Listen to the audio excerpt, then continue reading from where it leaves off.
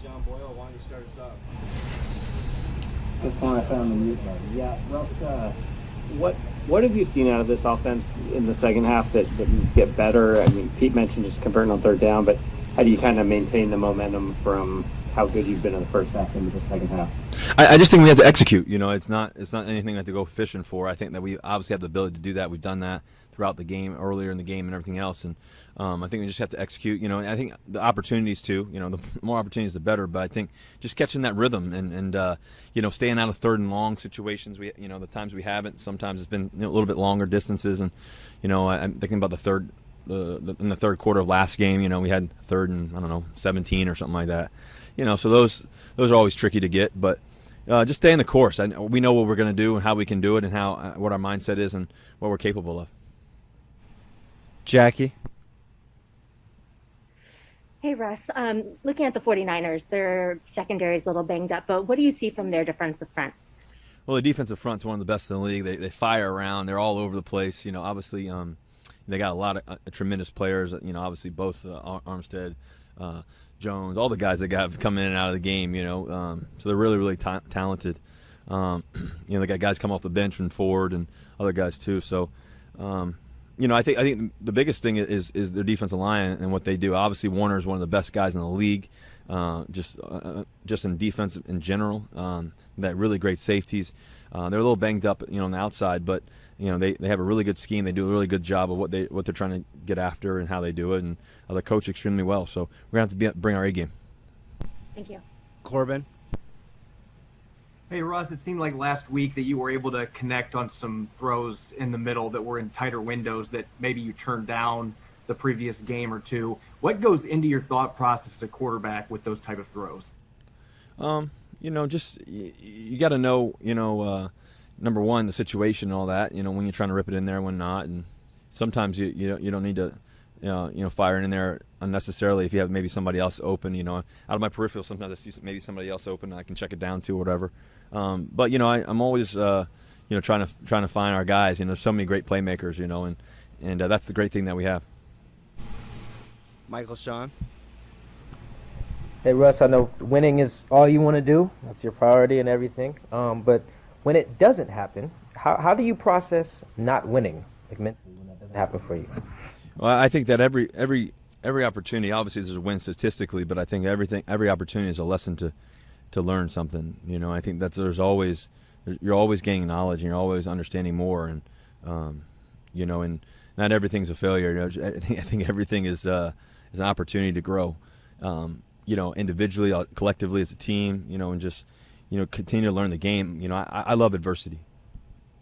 I love adversity. And I know our football team does too, and we can handle it. And, we're looking forward to answering the call and trying to play our best football. Thanks. Jen?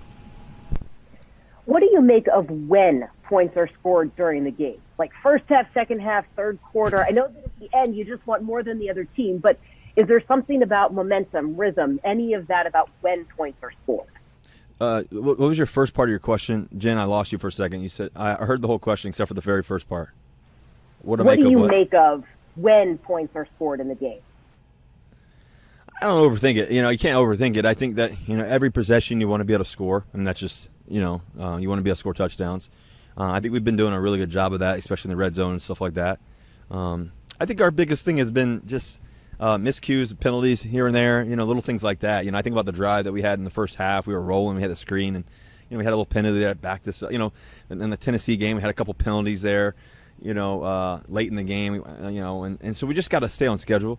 And then and when we have an opportunity to make our plays, you got to make them. And so I think, but I do believe that I do like obviously I do like how we've been scoring early and often, and I think that now is just a little bit more tuned into how do we switch it into the opportunities that we do get. How do we make those so spot on, that we're unstoppable, and I think that's what we're searching for. I think that we have an opportunity to be that way, and we can, and so we just got to stay hungry, stay focused, have a great week of practice, and be zoned in throughout the whole practice, and obviously transfer that into the game.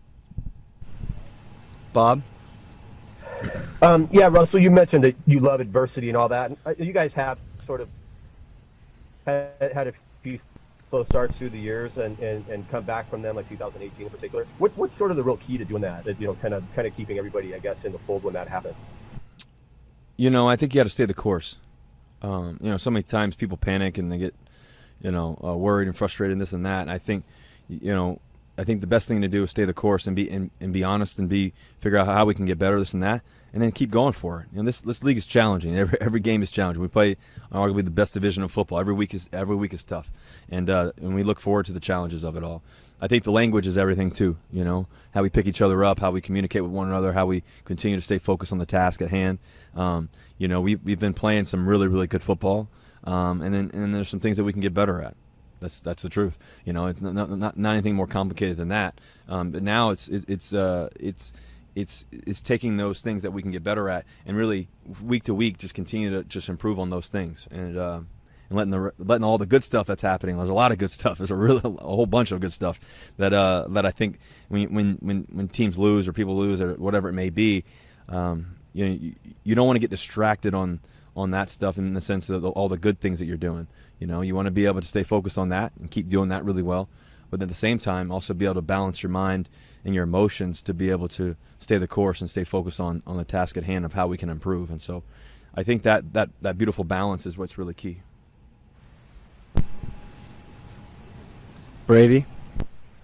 Hello, sir. We heard a lot about the increased emphasis on more underneath throws this season. How do you feel like that part of your offense has functioned so far? I think we've been super efficient with the ball. I think that we've made a lot of good things. Obviously, we hit some deep ones too here and there. So I think we're doing a really good job of it. I think in the process of it all, we're just playing the game. I think I don't try to overthink it. You just try to take what you see and continue to try to deliver the ball to our guys. We've got so many playmakers. So I think we're doing a good job of it. You said you like adversity. Why is that? That's all I've ever known.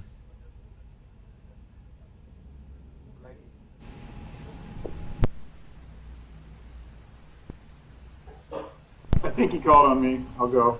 Yeah, I think he called you, Greg. Yep. Thank you, sir. Russ, you've never lost 3 in a row. I'm sure you know that. What do you attribute that to? Not thinking about losing 3 in a row. I just focus on the winning part of it, focus on the process, focus on getting better, focus on what I can do and how I can lead and communicate, and just keeping my energy high, keeping my focus high, continue to work hard, get here early, leave late, like always. Just stay focused on the simple things. The simple things win. And just continue to try to do those things really well. You got to keep your mind right. You got to keep your language right. And I think and I always tell you guys, I got to remain neutral. It's supposed to be a challenge, and I always, like I said, I know every year there's always going to be challenges that you're going to face, and this is what it is. And Gerald Everett's positive COVID test, was that a reminder of how tricky this can be and how you still have to stay on it? How did the team take that after not having one for 2 years? We haven't had one, I think for 2 years or something like that, almost a year and a half and some change. It's devastating in the sense that you never know what could happen. And this thing has been so challenging for our families, for other people's families, for so many people around the country, around the world. Even our own state, it's been a lot of loss, a lot of pain. And so we all have to continue to try to do our part, as much as we can. Things happen, unfortunately, and to have a guy like Gerald who's been working his butt off to just continue to be great and continue to be the best version of himself and everything else. And I know he's taking it hard, but also at the same time, I'm glad he's okay too, because it is health and it is life and it is real. And but he's seems like he's doing well and everything else. So we're grateful that nobody else has it, and we're just trying to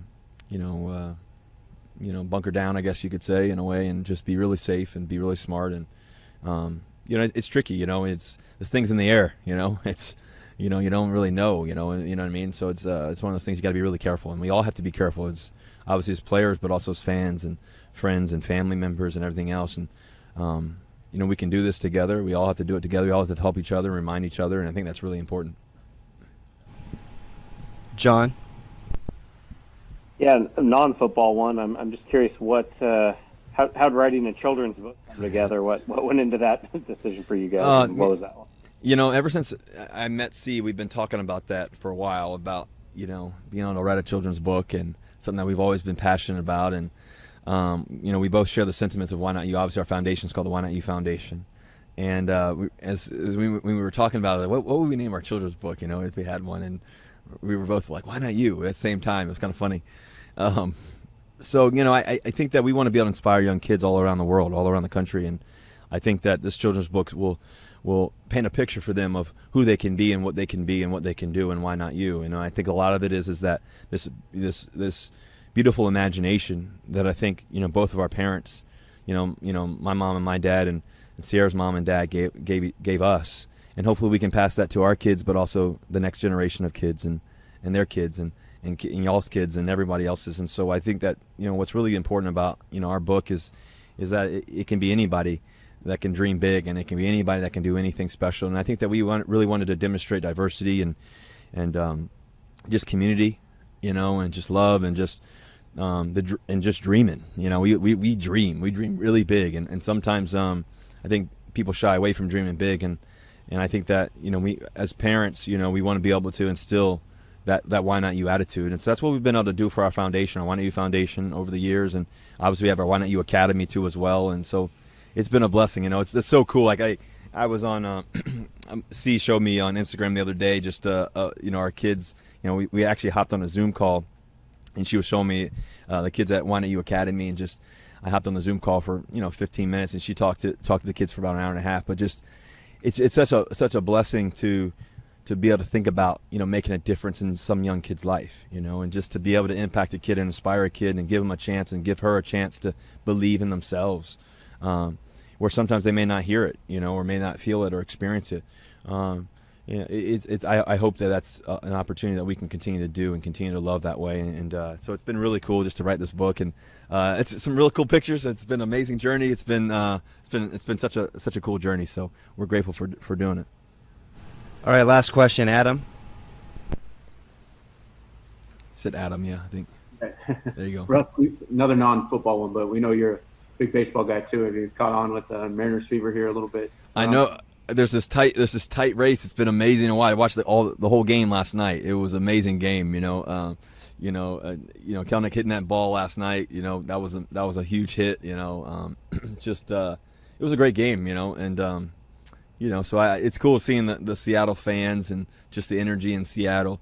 Obviously, got our Sounders too. They're doing well. That's been cool to watch and be a part of. And so it's just it's a special city. Seattle, and to see sports coming alive. Obviously the Kraken are playing here soon, and their first game, and they've been practicing and doing preseason or whatever. But it's just it's cool. There's Seattle sports, and now we just need to get the Sonics back, I think. But it's been really cool. Obviously, you see what the Mariners have been doing. Just that kind of believe attitude that you see, you experience and you watch. It's throughout the whole team. So that's cool to watch for sure.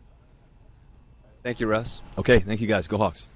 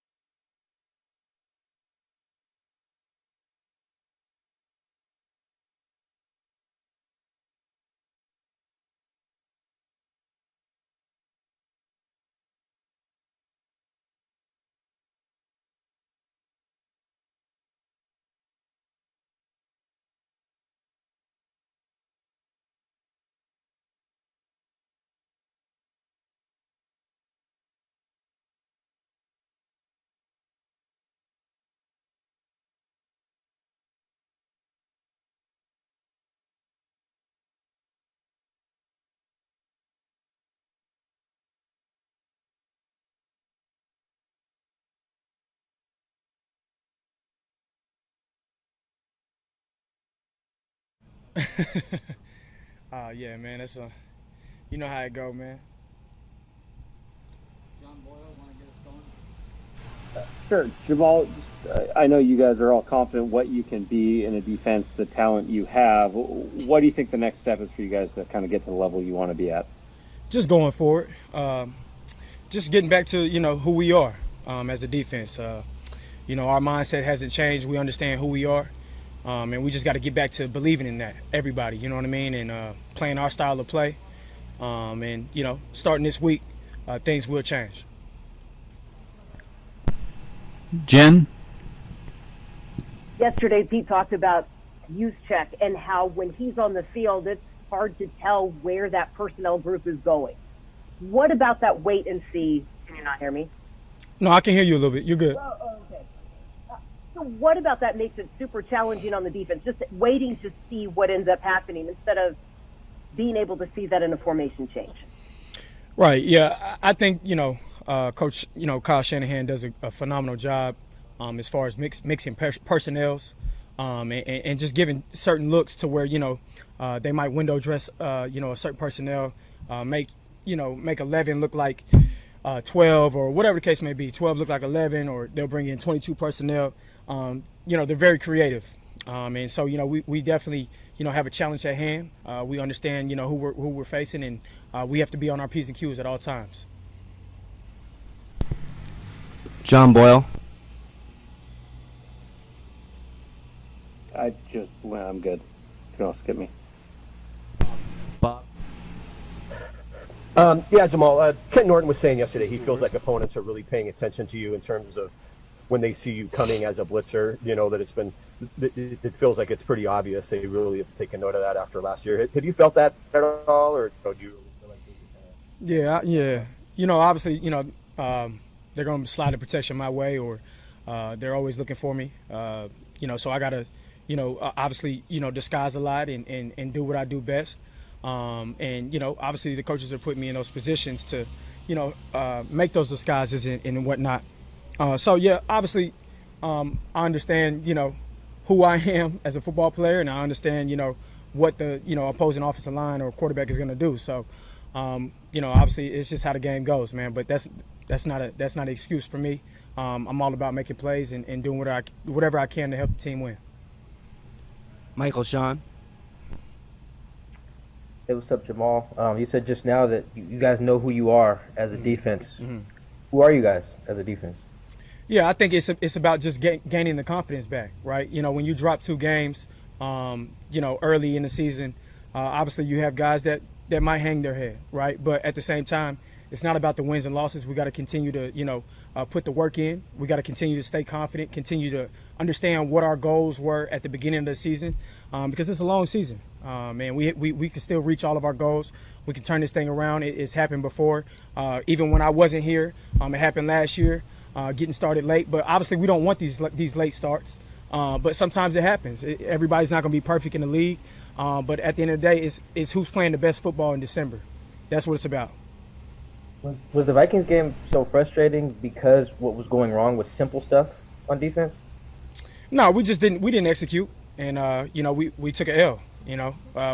Just how it goes, man. Thanks. RTL.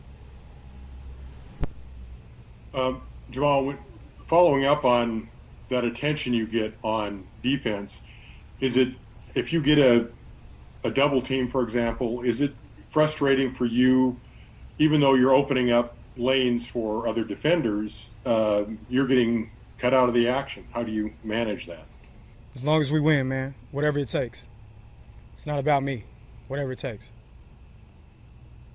Jackie. Hey, Jamal, with how versatile George Kittle is, what unique challenges does he bring to a defense? Yeah, obviously he can do everything. He can block and he can run the route tree. So we definitely have to have our eyes, open for him and just being aware of where he is down in distance and what personnel he comes in on. And we got to key him for sure. He's a great player. Anyone else after Jackie here? All right, thank you, sir. Easy.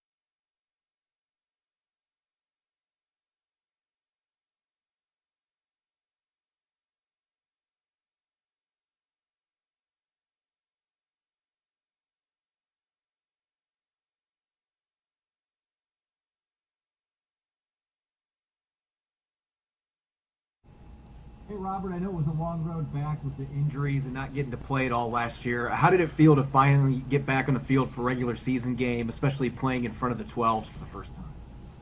It was wonderful. It was beyond me. It was a great experience. I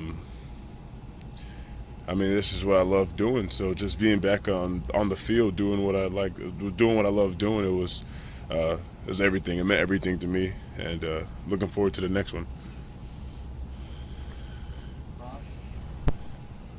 Yeah, Robert, you played a lot of snaps right off the bat here in these couple of games, and after not playing last year and all that, do you expect that? And sort of how was it playing that much? It was good. It was good. It was fun to get my feet back under myself and just trying to keep keep my feet back under, getting my feet back under myself and really just getting back in the swing of things and really just taking it snap by snap and play by play and just growing from there and just enjoying every moment of it. So that's been the best part. John Boyle. Yeah, Robert, just how was the process of, the last maybe month or two where, you're having a really good camp, you get hurt, and then you don't make the team, but you're on the practice squad? Was it when you're on the practice squad, you kind of knew this was coming, you just needed to get up to speed and get ready? Yeah, I just had to get up to speed and get ready and just stay prepared. And in terms of just how tough was that stretch of, you were having that really strong start to camp and then to have the injury? Oh, it wasn't anything. It was just a very minute injury. Nothing too much. It was a breeze. So it wasn't really something I had to worry about too much. So. Jackie. Hey, Robert, now that you've been in Seattle for a few months, why is this organization such a good fit for you? The players and the coaching here is unlike anything else, and just being in this environment, coming here, this is an environment that demands a lot, when it comes to winning and having a certain standard, and just coming around these guys and embodying that energy and embodying that mindset, it's been fun. So just being in this organization, the players, the coaches, and the staff, the faculty, everybody here that's a part of it, that's the best part for me. And just coming to work every day is really the best part. So I love that part. So it's really I love every bit of it. So Jen. You are known for the energy that you bring, and I know that you tapped into that and shared a little bit about that during training camp, but what's the source of that energy for you? Well, it's a source of opportunity, and a source of gratitude and constantly trying to, have gratitude for the opportunity you have. And in that, I feel like, it just reminds me of the circumstances that I've had to overcome. So whenever I have a chance to enjoy a moment, I never want to miss that opportunity. And so it's been quite the experience, and I want to keep growing and just keep enjoying it as much as I possibly can, because it's a blessing to be in this position. So I'm gonna keep bringing the energy and keep doing what I have to do to make sure I'm coming prepared and helping my team out in whichever way they can, in whichever way I can. So. That is a deep pass rushing unit, though. What is it about your skill set that complements it and fits it? Well, the same thing, just kind of what the other guys do. We have we're a very diverse group, and we have a lot of different intangibles that we bring. And for me, particularly, I just want to make sure. I just want to use my speed and power and just utilize that, and just make sure I can be as effective as I possibly can, and just keep getting better as I'm doing it. So, I mean, it's a room deep of really talented and hungry and down to earth, players, and so it's a pleasure to be a part of. So I'm happy to keep growing with them and yeah. Last question, Brady. Make it a good one, Brady. Make sure it's a good one. I'm doing great. How are you doing, man? I'm doing good, man. I'm doing well. Good. Thanks for asking. Of course. I lost my train of thought now. In this defense, it's kind of a newer front than what we've seen in years past. How is your role? How would you describe your role on that defensive line? And is it similar, different to what you were doing in Arizona? Yes, it's very similar. We just do a couple things different as far as a couple things technique-wise, but for the most part, it's really the same stuff. And yeah, it's not that much different. So yeah, just really learning and finding my way, finding my comfortability in the defense. So that's really all it is. Yeah. Thank you, Robert. Of course. Thank you. Thank you, guys. Thanks, everyone. Yep.